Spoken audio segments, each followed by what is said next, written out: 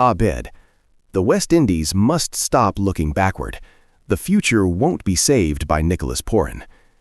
By any measure, West Indies cricket is standing at a historic inflection point. The men's T20 team, once the most feared, most charismatic, most revolutionary force in the format, now finds itself rebuilding after years of inconsistency, administrative missteps, and the gravitational pull of global franchise leagues. And yet, in the middle of this rebuilding effort, Cricket West Indies, CWI, has made a revealing move. The president has publicly invited Nicholas Pooran to come out of retirement and represent the region in the upcoming T20 World Cup. It is a decision that exposes the deeper identity crisis at the heart of West Indies cricket. It is also a decision that deserves scrutiny. A star batter, but a symbol of a larger problem.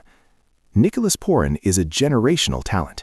He is also a player who has made a clear, deliberate choice: franchise cricket over West Indies cricket. He stepped down from the captaincy. He withdrew from regional commitments.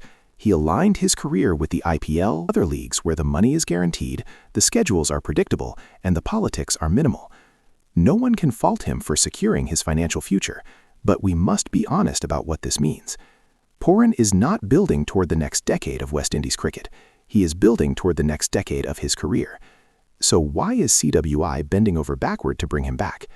The short-term temptation. The answer is painfully simple. CWI wants results now. A home World Cup brings pressure: commercial, political, emotional. Pooran is a proven match winner. He brings star power, ticket sales, and instant credibility. But this is the same short-term thinking that has repeatedly undermined the region's cricketing future. You cannot build a house by borrowing bricks for one day. What message does this send to young Caribbean players? This is the part of the conversation CWI seems unwilling to confront.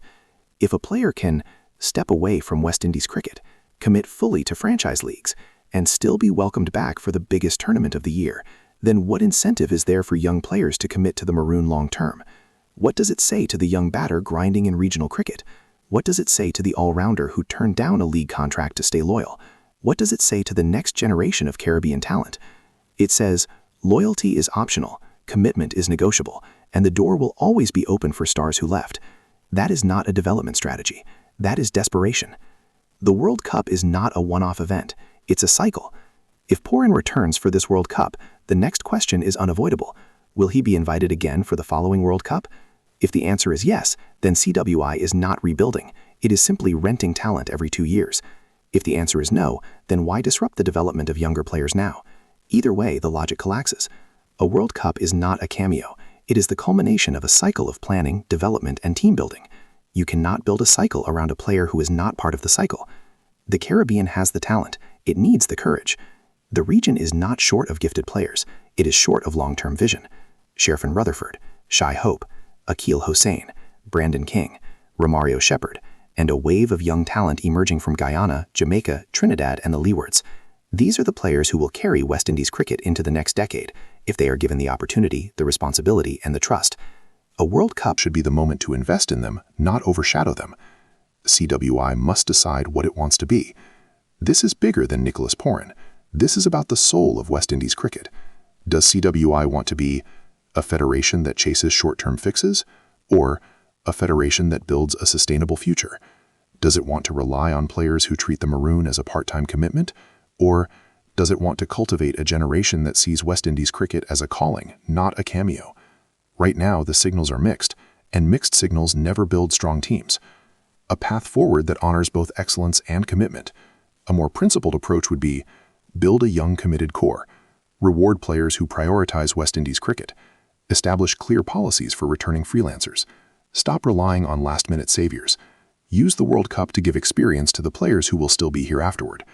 The Caribbean deserves a team that reflects its future, not its nostalgia. In conclusion, the West Indies cannot keep reaching backward to move forward.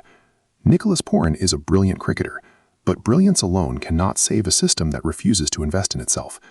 Inviting him back may win a headline, it may even win a match, but it will not win the future. The West Indies must choose. Will it continue patching holes with temporary stars, or will it finally build a foundation strong enough to stand on its own? The answer will determine not just the next World Cup, but the next generation of Caribbean cricket.